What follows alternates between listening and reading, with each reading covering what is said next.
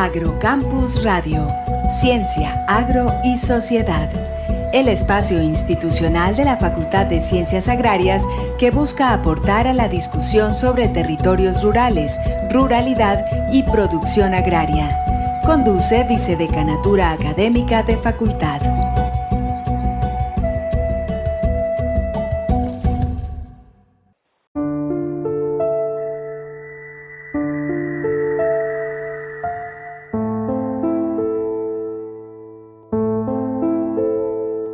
No me confundas con el que saquea, soy el que marcha. No me confundas con el que quema, soy el que canta. Amante de la justicia, cual Quijote de la Mancha, y preparado para gritarlo así me duela la garganta. Yo soy aquel que devolvió al anciano la cartera y luego por negligencia murió en la sala de espera. Soy el que necesitaba un chequeo general y recibió la orden de cirugía en su funeral.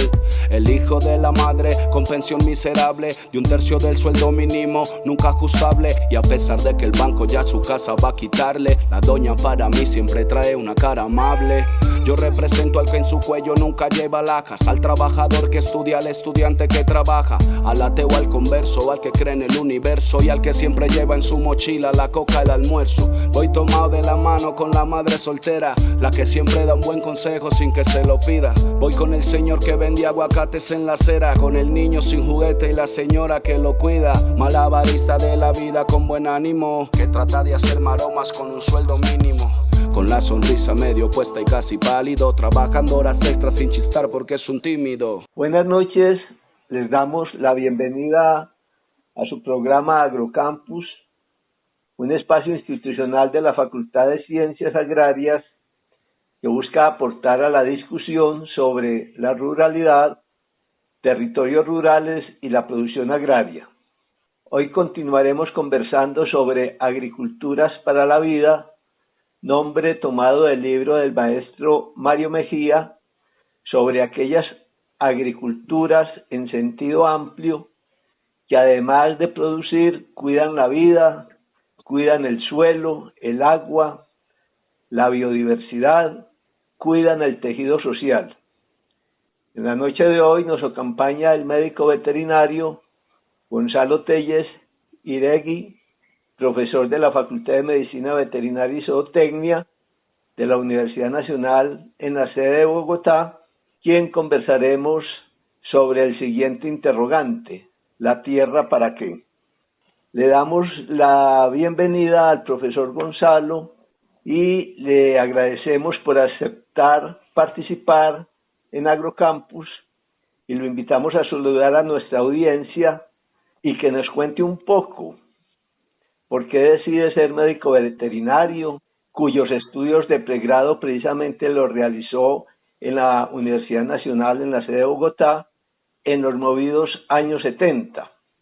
Le pregunto cómo vivió esa época, ya que el pregrado siempre será una etapa muy especial, particularmente para quienes nos formamos en la vida en la universidad pública. Profesor Gonzalo, bienvenido y salude a nuestra audiencia. Sí, muy buenas noches. Gracias por la invitación, profesor León Darío. Muy interesante, podamos hoy un poco dialogar sobre estos temas de la tierra, en particular porque, como usted ha hecho en la introducción, hablando del maestro Mario Mejía, quien un poco todos admiramos recientemente, pues hace como un par de años, cierto que falleció, pero que fue como el pionero de estas agriculturas alternativas, en particular lo ubican como el pionero de las producciones orgánicas. Sí, profesor. Pues yo soy todavía de las generaciones que nacimos en zonas rurales y de ahí nace nuestra vocación por esos temas que tienen que ver con el campo y con el agro colombiano, y de ahí derivó mi vocación por la veterinaria. Desde pequeños estuvimos vinculados por razones familiares al trabajo en el campo. Y luego, pues el tema de la tierra, pues es una como de las vertientes de trabajo académico últimamente no, hace como unos 25 años, digamos últimamente en mi vida, porque en sus inicios, pues sí, el tema de la tierra siempre estuvo en mi quehacer desde niño, ¿no? Claro, en la medida en que uno se va educando, se va formando, para mi caso el tema de la tierra se fue incorporando con una mayor complejidad en su habilidad de análisis y de entendimiento. Y yo creo que sí, pues es que uno en la vida termina marcado por sus orígenes, por sus antecedentes. Y muy bien, profesor, yo creo que eso es, ¿no? No hay un tema más complejo para analizar que el de la tierra, profesor. Sí, profesor Gonzalo, ya entraremos entonces a hablar de la tierra, que es algo diferente al suelo. Antes de empezar, yo sí quiero como referirme un poco cuando le preguntaba sobre los movidos años 70 que le tocó a usted Sí. hacer el contraste con lo de hoy. Cuando nos comunicamos para empezar este programa, hablamos que el clima estaba un poco gris, refiriéndonos más al clima social, y pues creo que debemos hoy mencionar la grave crisis que estamos en este momento por las situaciones sociales, económicas y de COVID, pero también por la violencia extrema que se está ejerciendo contra los jóvenes, contra la sociedad por hacer un reclamo sobre las medidas que se toman de manera en consulta con la realidad, profesor Gonzalo. ¿Algo parecido pasó en los 70 o cómo era o no era tan grave? Profesor Darío, ¿no? Los que tenemos ganas, como se dice, y me parece muy interesante tu a los jóvenes hoy. La experiencia vital que yo conozco es que este proceso social que hoy para nosotros parece como novedoso, yo diría que nada de eso. Nuestra vida, y vuelvo a decir, hablando yo de 50, 60 años de conocimiento, pues es un cíclica, ¿no? Estos movimientos sociales que para pues reclamar, para tener, para conseguir ciertos derechos, para que esas reivindicaciones se puedan materializar, pues siempre han estado, ¿no? Creo yo que no es algo novedoso. Uno no logra entender por qué la dirigencia de un país tan rico, tan lindo como es Colombia, con tantas potencialidades, pues no se dan las salidas adecuadas a una problemática social que, en mi entender, tiene un arraigo profundo, histórico, en cómo se ha constituido una condición de inequidad en el país. Cuando se construye ese concepto de el Estado social, no el Estado de Derecho, venía desde la Revolución Francesa, a inicios del siglo pasado, detrás del concepto del Estado social está es la equidad. Y uno entiende que esa fue la respuesta del liberalismo burgués a la revolución bolchevique, a la propuesta de un Estado del pueblo, por el pueblo y para el pueblo. Entonces, uno diría, pues sí, llevamos 100 años largos de Estado social, de derecho, pues para ser precisos, y esa inequidad que se buscó romper con el concepto del Estado social, pues ahí está.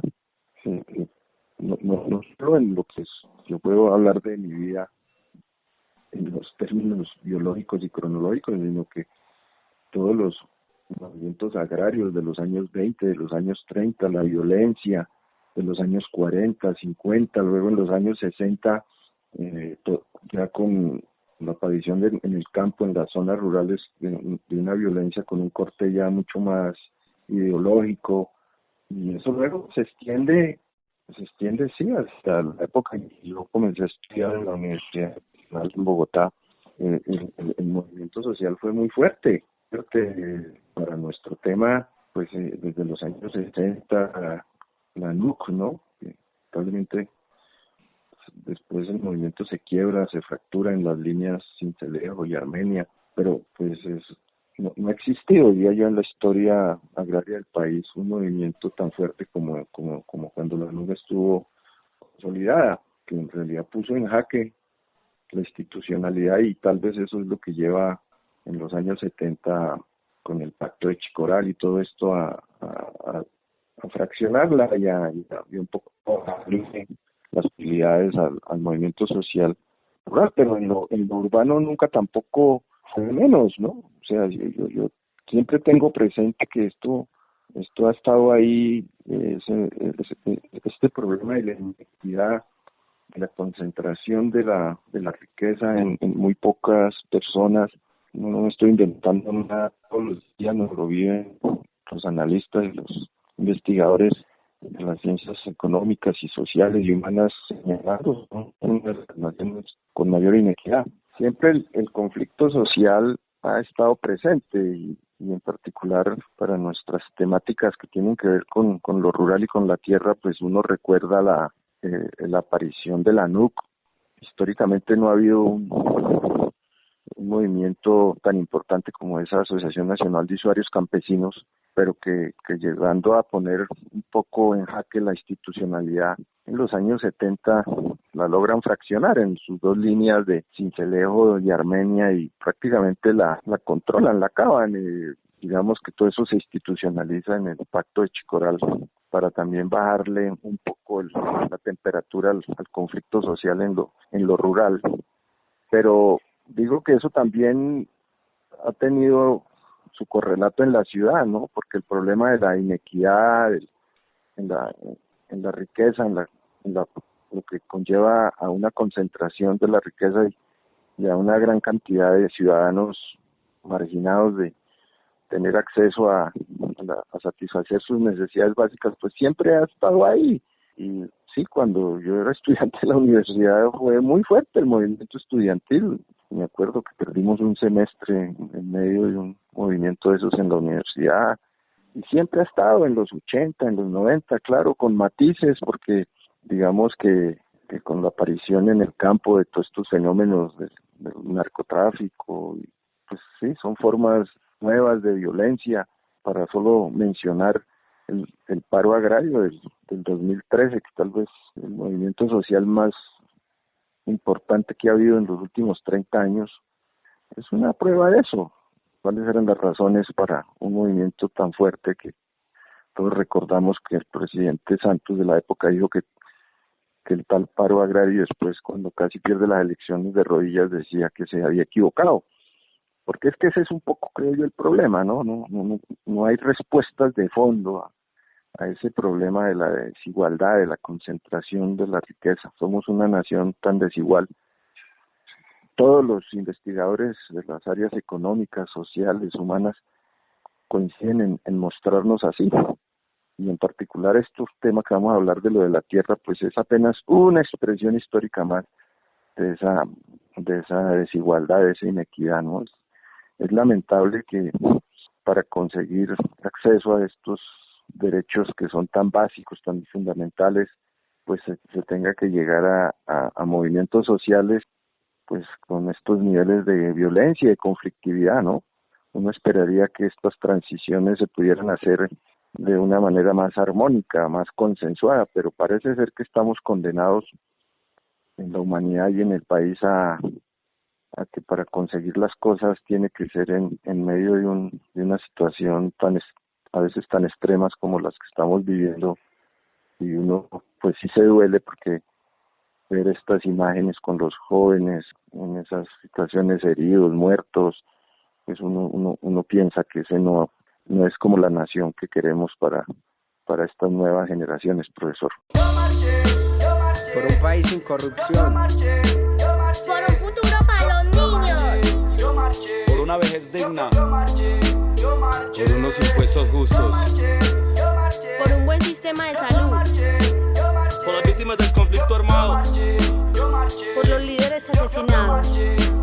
Muy bien, profesor Gonzalo. Desde aquí nos solidarizamos y enviamos un mensaje a todos estos jóvenes, a toda esta generación actual que anda reclamando un mejor futuro, porque no es solamente la reforma tributaria o la salud, sino también la búsqueda de un futuro en medio de un modelo que no les garantiza una jubilación después de trabajar años y años, que no les garantiza seguridad social, que los contratos de trabajo cada vez son peores, y eso yo creo que es lo que mantiene a la juventud un poco desesperanzada.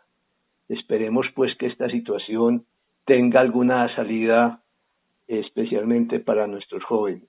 Volviendo al tema de las desigualdades y de la tierra, pues mire que todo esto del contrato social y de Rousseau, ya desde el siglo XVI, siglo XVII, se hablaba de ello porque en esa época en Europa ya se establecían estas desigualdades tan profundas y lo que se decía era que se necesitaba un pacto, un tratado social que permitiera una vida más equitativa y menos concentración de la riqueza. Parece pues que esta situación ha cambiado un poco, pero en un país como Colombia parece que nos reinventamos, pero es para estar peores. Usted hacía un resumen desde los años 20 de la situación en Colombia, pero yo lo retomo desde los años 60, más reciente. Cómo con una propuesta de reforma agraria desde la misma institucionalidad se crea la ANUC de manera legal, inclusive impulsada por el mismo gobierno de Carlos Lleras Restrepo. Como decía usted, cobra mucha fuerza, quizás el movimiento social histórico con más fuerza en Colombia, civilista, sin armas, que logra afectar la institucionalidad, la toma de tierras, etcétera, pero allí se genera una contrarreacción bastante tremenda del establecimiento, con el pacto de Chicoral, que devuelve la reforma agraria y una ofensiva muy fuerte del Estado para acabar con la NUC, que sin embargo hasta hoy se mantiene, aunque bastante mermada por hechos históricos pues que son conocidos. Y del pacto de Chicoral sale unas propuestas, que es la renta presuntiva, sobre que a los grandes terratenientes se les va a cobrar sobre la capacidad productiva de sus tierras y que esa evaluación le iba a hacer el IGAC, pero el IGAC ni tenía profesionales ni tenía equipos suficientes para hacerlo, o sea que ese impuesto presuntivo o esa renta presuntiva jamás se cobró, como lo denuncia Karmanovich en uno de sus escritos a principios de este siglo, propiedades de más de 500 hectáreas en el Magdalena Medio pagando 5.000 pesos de impuesto al año, y para los campesinos se desarrolló toda una estrategia de modernización para aumentar su productividad, dando origen pues a los distritos de desarrollo rural integrado DRI, donde lo que le llevaron fue la revolución verde,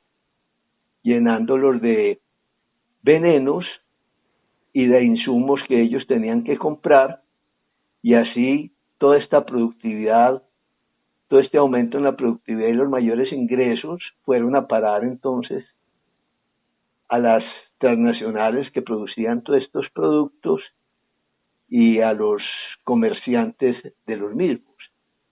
Y luego se viene toda esta transformación social hacia el narcotráfico, producto del empobrecimiento de la población. A usted le tocó seguramente ese gran paro nacional que todavía se recuerda al presidente López Michelsen, y con eso se viene una ofensiva de contrarreforma agraria, que hoy tenemos más concentración de la tierra que en los años 60.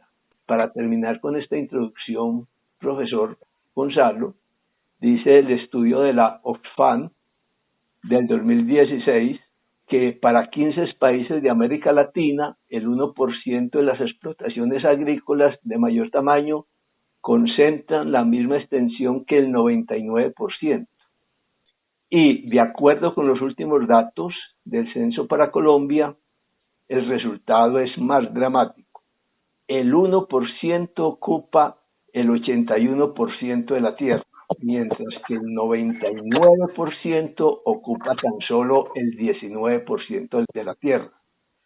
Los predios grandes mayores a 500 hectáreas ocupaban 5 millones de hectáreas en 1970 y en el 2014 pasaron a ocupar 47 millones de hectáreas.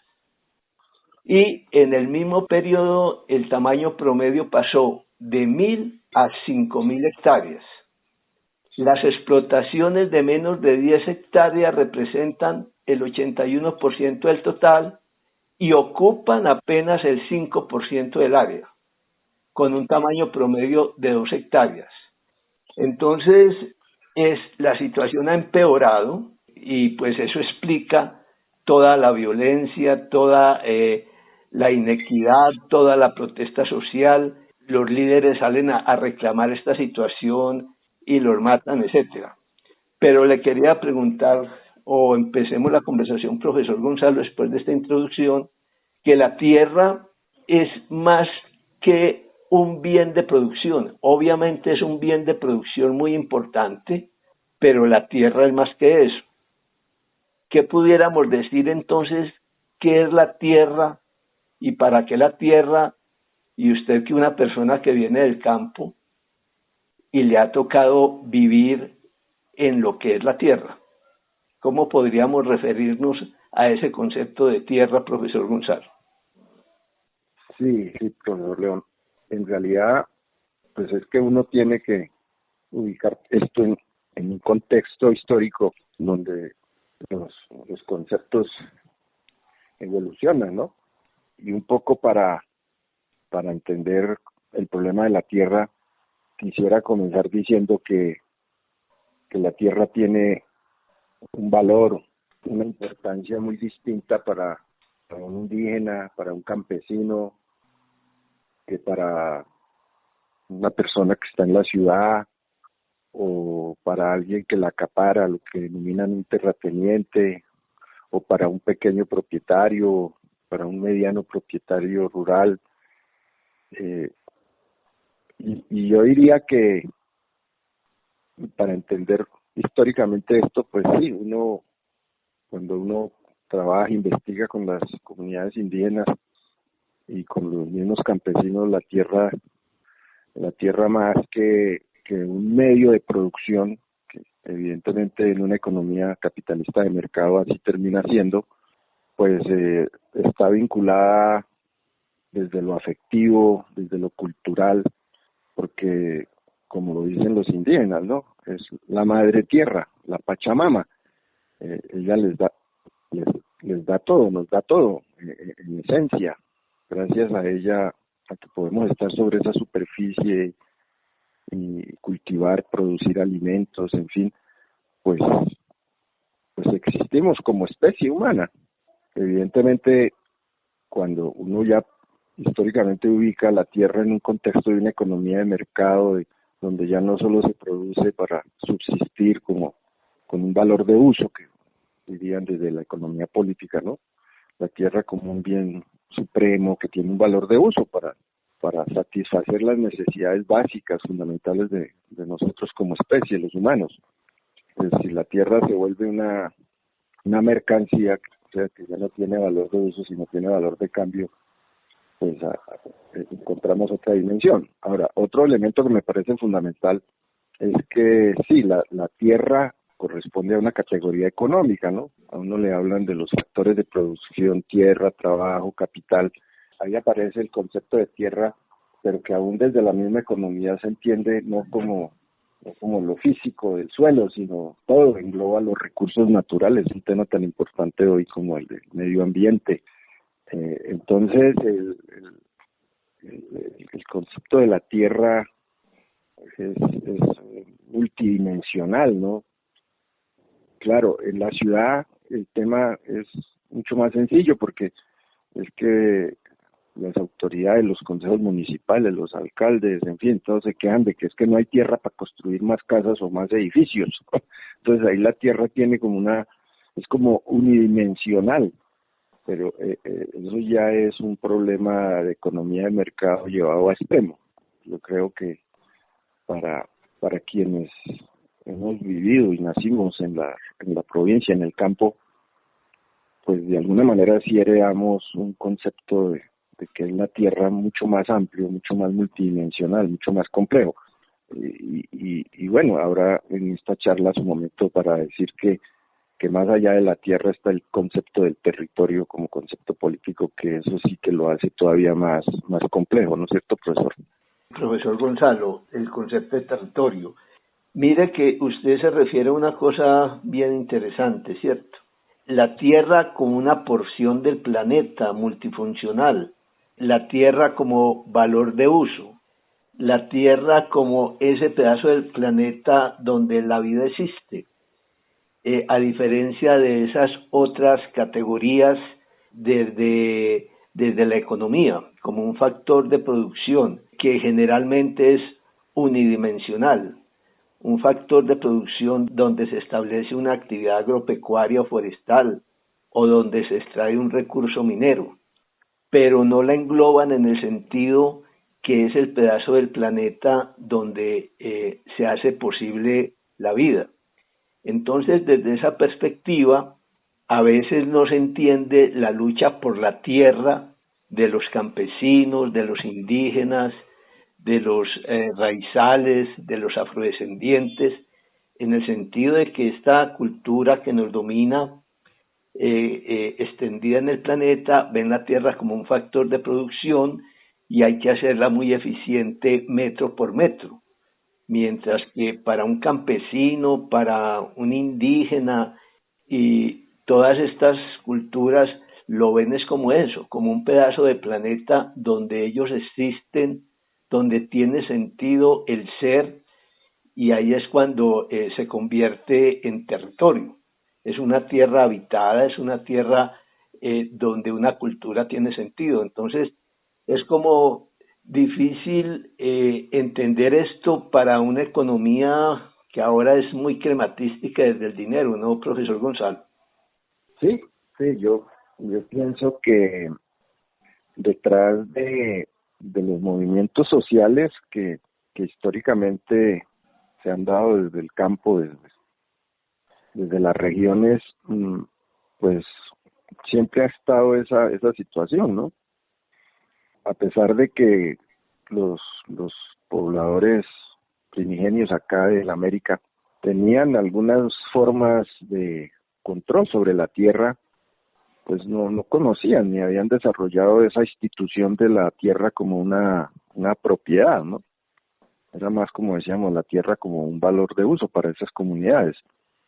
Entonces uno para entender esto tiene que históricamente ubicarse con la llegada de los españoles acá, de la corona española en América, creyendo que había llegado a las Indias, por eso el término de los indígenas, que trae esa institución de la tierra de alguien, aunque para ser exactos uno diría que todas esas primeras instituciones que trajo la corona española, pues como los contratos de capitulaciones, las cédulas reales, las mercedes, en fin, es en realidad por allá 200 años después de la llegada acá a América que aparece la composición, que esa sí ya es una institución que crea la corona, donde le entrega títulos de propiedad a quienes daban esos dineros que mucho necesitaba en su época la corona española por crisis económica.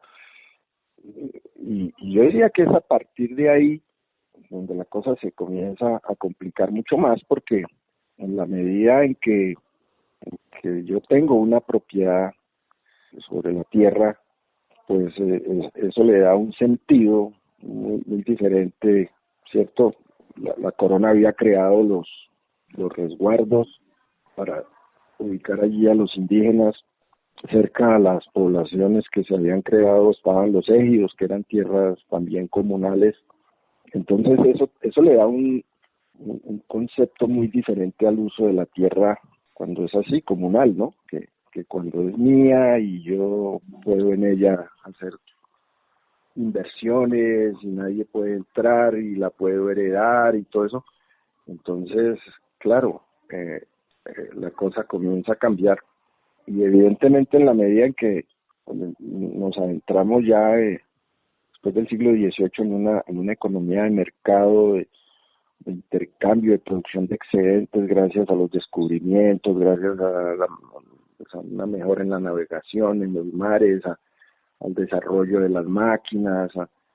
Entonces la tierra se va articulando de alguna manera al desarrollo de las ciudades, de la industria primero manufacturera en sus inicios, y claramente yo diría que desde ahí el problema del campo, de lo rural, en esa modernidad urbana industrial, pues comienza a ser subyugada para la producción de alimentos, para la producción de materias primas, y entonces ahí es cuando los padres de la economía es mismo. Entonces estos pues hablan de los factores de la tierra, el trabajo, ¿cierto? Pues estamos hablando ya del siglo XVII, siglo XVIII. Y a partir de ahí yo creo que viene toda la problemática donde la tierra es eso, es un medio más para producir y hay que entonces volvernos eficientes y hay que explotarla y claro, y en la medida en que tiene propietario y la puede vender, intercambiar, es una mercancía más como cualquier otra, pues se pierde todo ese primer sentido del que hablábamos, ¿no? De la tierra como ese espacio vital para que como especie podamos sobrevivir, mantenernos, para que con la cual interactuamos desde otras dimensiones religiosas, espirituales, culturales, pues yo creo que eso se comienza a perder y bueno, y ahí estamos hoy, profesor. Por los indígenas marginados. La marcha se vivió en masa, gente de todas las razas, trabajadores de PM del gobierno de Sofasa. Vi marchando al empresario que estuvo bajo amenaza y hasta el viejo cascarrabias que nunca sale de casa. Mejorable, que si esta historia es mejorable, fuera memorable que las paredes del barrio hablen y cuenten que a las madres nadie vino a consolarles y a su hijo lo mataron por liderar un desarme. Soy el escaso de capital que lo ahogan los intereses y a pesar de eso paga luz y agua cada 2 meses. Soy el campesino, el indígena que en la tierra crece, el que siembra la comida que a veces ni te mereces. Ese recorrido que usted nos hace sobre la evolución de la tierra y su rol en los diferentes sistemas socioeconómicos que hemos tenido en Europa y ahora en América, uno dice, bueno, desde el capitalismo hay una lógica de la tierra como factor de producción y en eso Estados Unidos en la guerra de la secesión lo tuvo muy claro. Esa pregunta que ahorita volvemos sobre ella, la tierra para qué, ellos la tuvieron muy claro y fue la, digamos, parte de esa guerra de la secesión, de esa guerra civil entre el norte que se orientaba a una revolución industrial y necesitaban integrar una agricultura muy eficiente, casi siempre en pequeñas y medianas propiedades, pues lo que allá es medianas y pequeñas propiedades que pueden ser agricultores de 100, 200 hectáreas versus el sur, que eran las grandes plantaciones esclavistas y pues allí ganó el norte. Y fíjese que solamente haciendo pues una gran abstracción de la historia, porque la cosa no es tan sencilla, pero digamos que hasta que entra el neoliberalismo fuertemente con Reagan, tipo de desarrollo agrícola allí, con propiedades medianas y pequeñas, con bancos locales de préstamos rotatorios, etcétera, es desintegrado por la entrada del neoliberalismo y se empieza pues también a sentar las grandes plantaciones y el gran poder corporativo sobre la agricultura. Digamos que, bueno, eso es una lógica, esto no estoy de acuerdo, pero en el caso de Colombia ni siquiera eso se da. Entonces uno vuelve a decir, entonces, ¿la tierra para qué? Si ni siquiera bajo un modelo económico se tiene que dar esa respuesta. Usted decía muy acertadamente de abordar esa pregunta de lo que significa para un campesino, para un empresario, pero aquí surgen otros actores que no contribuyen al desarrollo ni siquiera de la agricultura capitalismo misma. Es decir, la tierra aquí, esa tierra para qué, tiene otras respuestas además de estas dos que hemos conversado, ¿no, profesor Gonzalo? Sí, yo creo que, y un poco vuelvo a decir, históricamente la misma corona española en sus principios no quiso entregarle propiedad a nadie, se reservaba la propiedad de la tierra, por eso la encomienda, el encomendero administraba y cobraba unos impuestos para enviar a la corona a cambio de esas grandes extensiones, ¿no?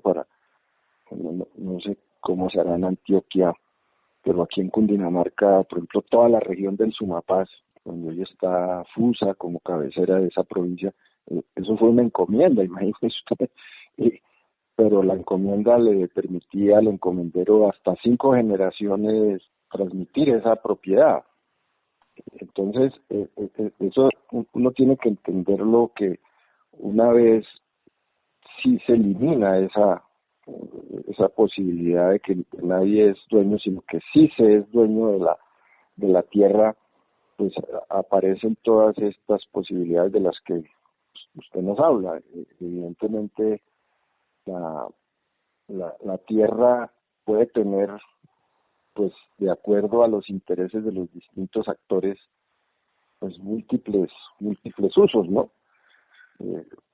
Pues el más básico, como hemos dicho, es que es esa superficie sobre la cual como especie existimos, vivimos, nos reproducimos, nos mantenemos, pero a partir de eso usted lo ha planteado, en la medida en que las economías se integran, en la medida en que la tierra se vuelve un medio para producir excedente económico, ya no para producir esos bienes necesarios, bienes que tienen un valor solo de uso para satisfacer nuestras necesidades personales y familiares, sino para producir mercancías, para producir bienes que se pueden intercambiar, pues evidentemente la tierra adquiere otro sentido, otra dimensión, y claro, en la medida también en que aparecen los conceptos, por ejemplo, de Estado, ¿cierto?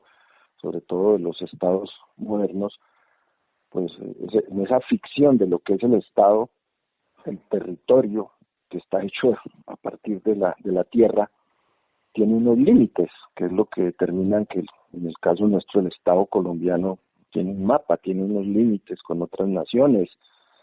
Entonces el concepto de la tierra allí ya tiene una dimensión política que es muy distinto, ¿cierto?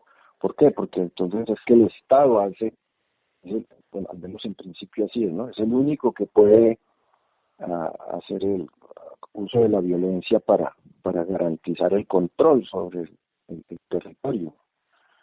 Y ese territorio es la suma de unas cantidades determinadas de tierras que pueden estar en bosques inexplotados como reservas naturales o mares, en fin, ríos, o playones, lagunas, y tierras útiles, tierras fértiles para producir.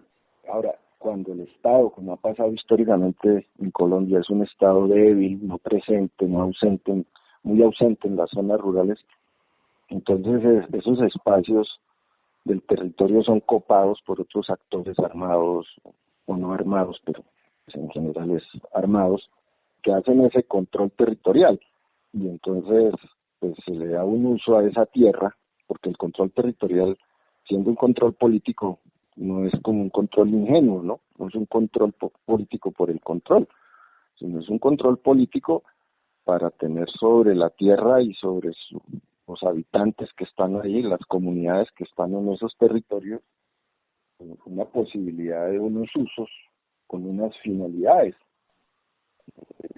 Entonces, si el uso es producir cosas que pueden ser ilícitas, pues evidentemente aparece un nuevo sentido, una nueva dimensión, ¿no?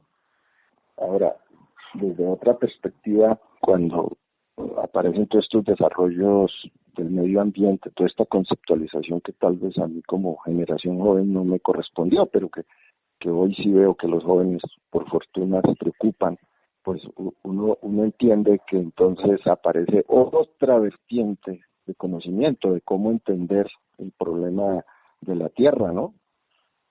como un bien supremo que debemos conservar no solo para estas, sino para las futuras generaciones, pues porque parece ser que por ahora el planeta es el único sitio donde como especie todavía vamos a tener que vivir por muchísimos años. Entonces eso es otra concepción, ¿no? La de la conservación ya.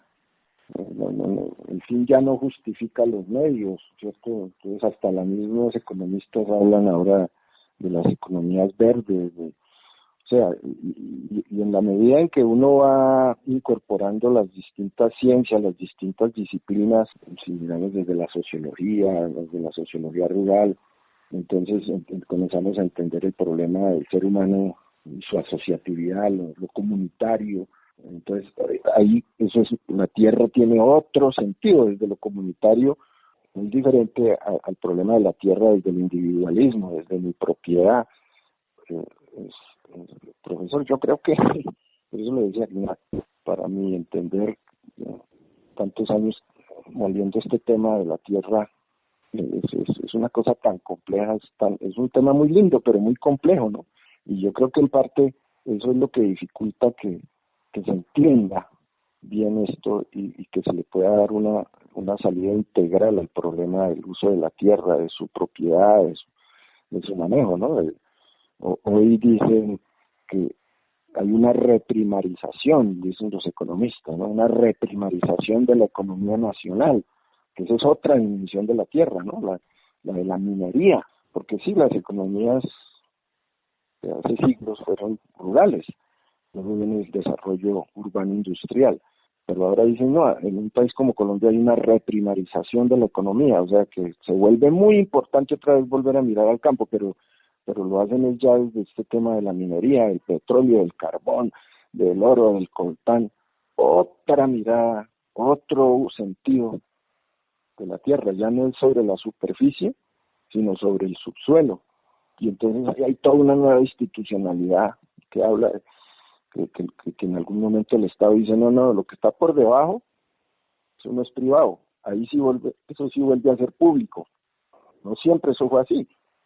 Inclusive los nuevos teóricos de los temas de reforma agraria ya hablan de eso, no le entreguemos la propiedad, sino el uso de la superficie por un tiempo determinado. O sea, la tierra es objeto de un montón de instituciones que históricamente se han ido construyendo y evolucionando, que hacen que sea una trama muy, muy compleja, profesor. Quisiera ser el que usa palabras en vez de espadas, el que teniéndolo todo ayuda a los que tienen nada, pero solo soy un país y una paz anhelada que mira como sus hijos se matan a las patadas. Soy el que salió de casa con bendición de mamá. Usted hablaba ahorita de la Tierra como una porción del planeta, multifuncional. Yo creo que en el centro está el concepto de lo que es tierra para poder avanzar en el análisis de lo que ha pasado en Colombia con la tierra para la vida, porque tenemos la dimensión política en la cual pues tiene que ver la tierra, como usted bien lo decía, como control territorial, como control sobre la población, como control para el botín político de los votos. Tenemos la tierra en su dimensión social, lo que representa para la población y para las diferentes culturas, y tenemos esa dimensión económica, pero crematística, la del dinero, distinto a esos conceptos clásicos de economía, que era el mejor uso de los bienes escasos. Y está la otra dimensión que, como usted dice, solo recientemente se ha venido incorporando, que es la dimensión ecológica. Yo pues voy a leer textualmente a Odum, un ecólogo norteamericano muy distinguido, en su libro de 1972, que dice: el concepto de ecosistema no solo es el centro de la ecología moderna, sino que es, además, el concepto más importante en relación a los problemas del hombre y el medio. Aquí asimilamos ecosistema al concepto tierra como porción del planeta. Y es quizás esa dimensión que, dado los impactos ambientales de las actividades humanas, se rescata ahora, en el cual pues estas culturas que han valorado la tierra de esa manera vuelven a estar vigentes, en que no es solamente la producción de dinero a partir de los recursos naturales que hay en la tierra, entre ellos la fertilidad para producir cosechas y sostener la producción pecuaria, que está en el centro. Entonces, siempre que se habla de tierra en nuestro país y el problema de la tierra, es como si estuviéramos hablando solamente el problema de una superficie para la producción de las cosechas, y que ese es el debate. No, el debate, además de eso que es importante como factor económico, nadie lo niega, es que para un campesino, para un indígena, es más que eso, es donde viven, donde habitan, porque generalmente la producción empresarial destina el campo a producir, pero un campo sin tejido social, porque dadas las magnitudes de las áreas que siembran y la tecnología que utilizan, casi que es similar a empresas donde solamente está allí la producción y la gente vive en otra parte y los propietarios viven en otros centros desligados del contacto con esa naturaleza que están sometiendo y explotando. Profesor Gonzalo. Sí, es exacto su análisis, profesor León. Yo creo que esa evolución del sentido del uso de la tierra en estas economías capitalistas de mercado, pues han hecho que se pierdan esas otras dimensiones, históricamente hablando.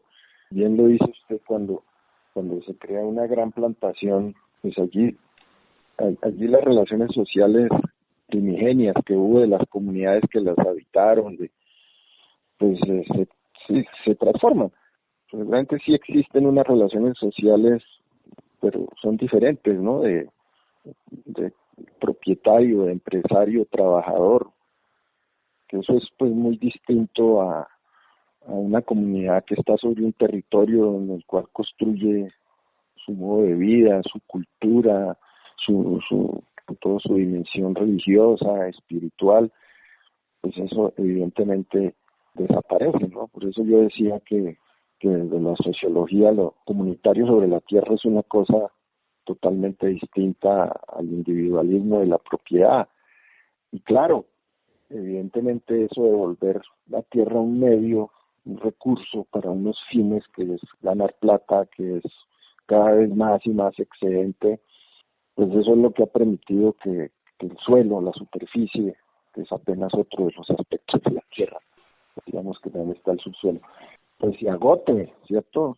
Se esterilice, haya esa desertificación, haya toda esta producción de gases, de efectos invernaderos, de todo este problema del cambio climático que ahora tanto nos comienza a preocupar y a angustiar.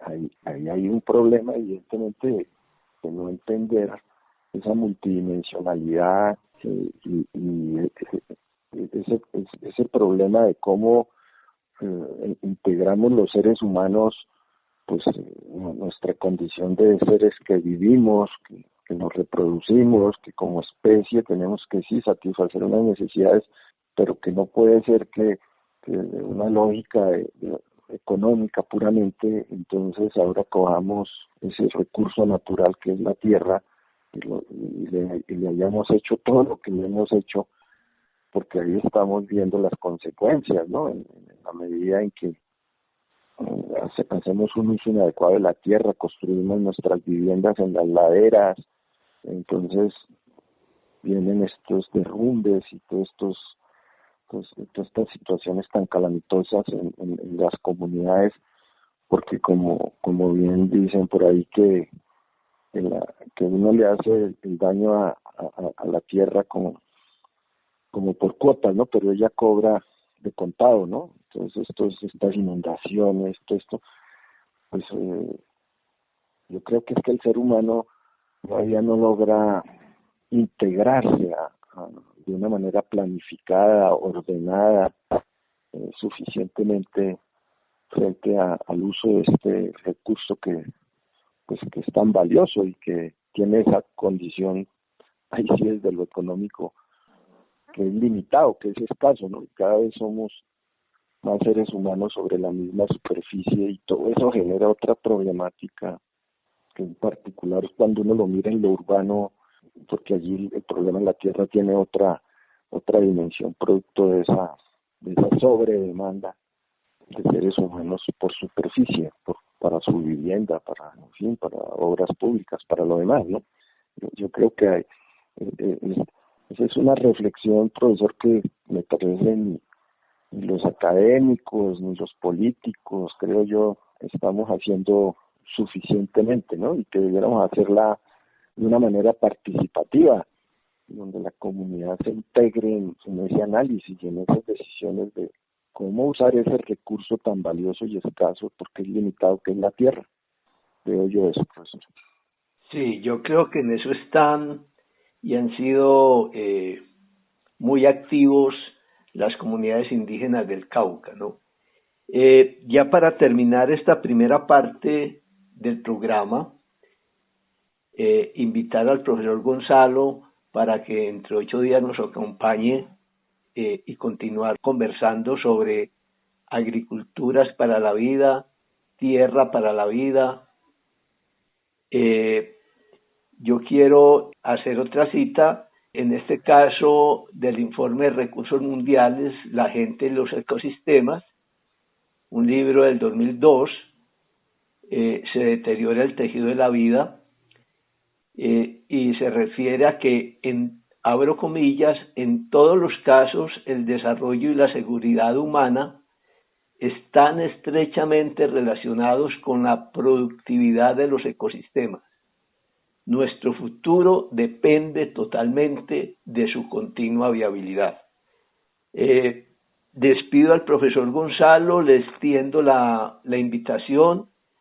Si por favor tiene otra reflexión o una conclusión por el día de hoy, para continuar en el programa el próximo miércoles y centrarnos sobre el tema que él ha estudiado bastante, que es el problema de la propiedad de la tierra en Colombia.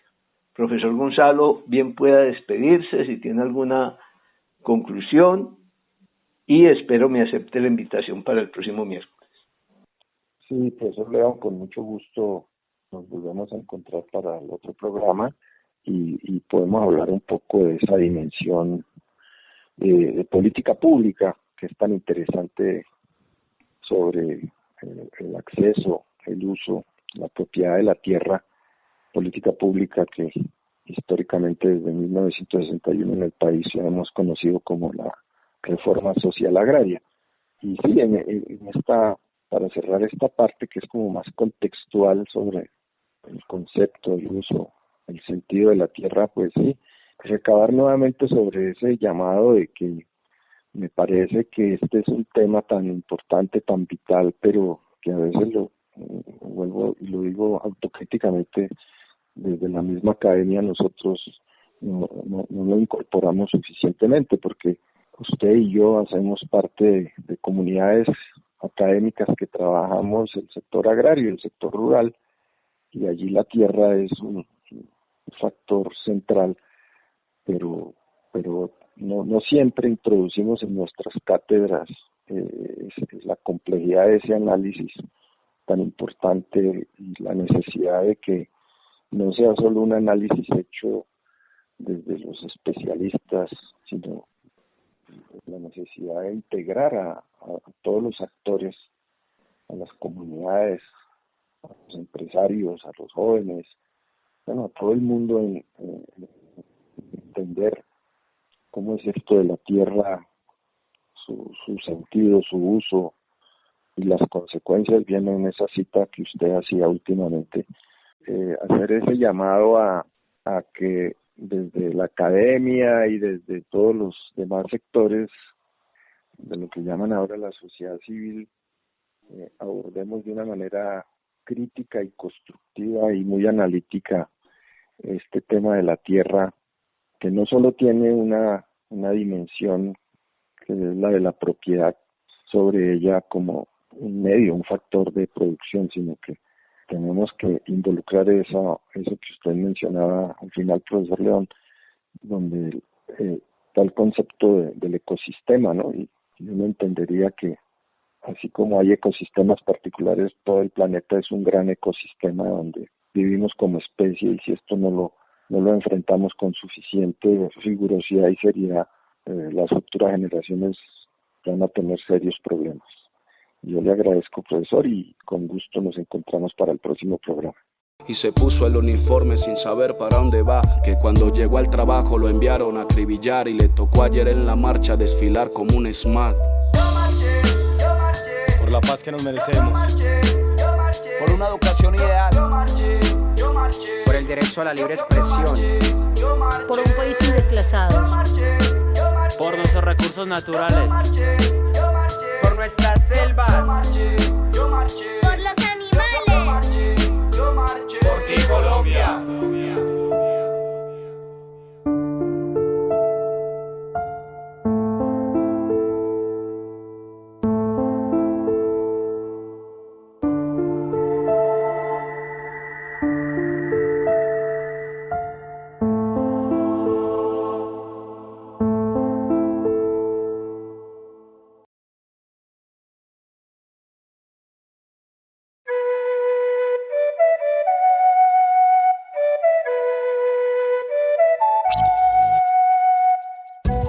Agrocampus Radio, Ciencia, Agro y Sociedad. El espacio institucional de la Facultad de Ciencias Agrarias que busca aportar a la discusión sobre territorios rurales, ruralidad y producción agraria. Conduce Vicedecanatura Académica de Facultad.